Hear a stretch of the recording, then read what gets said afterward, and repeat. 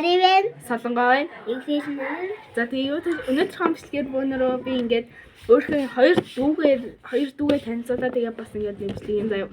За тэгээ утас ингээд за би эхлээд Аригаас эхэлчихье заяа. За манай Ари бол одоо 10 настай. Тэгээд одоо ер нь бол тэгээ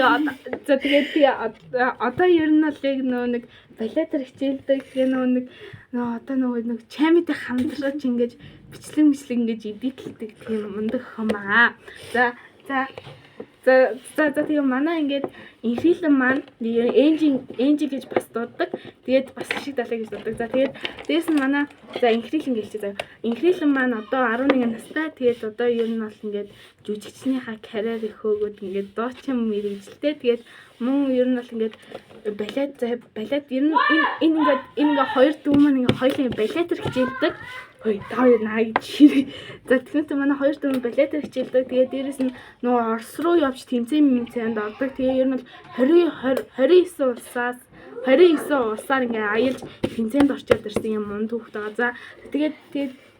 За тэгээ манай Ари болохоор ийм урагтай шоуг манай Ари 10 секундэд нэврүүлдэг. Тэгээд ингээд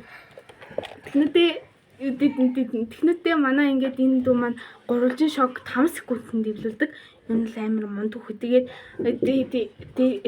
дээрээс солонгос хэлтэй, англи хэлтэй, япон хэлтэй, тэгээд хятад хэлтэй. Солонгосоор энэ яриад үзэж. Би л сонголоо. За. A few moments later. 신진아군이 뻔뻔지게 찐득해요.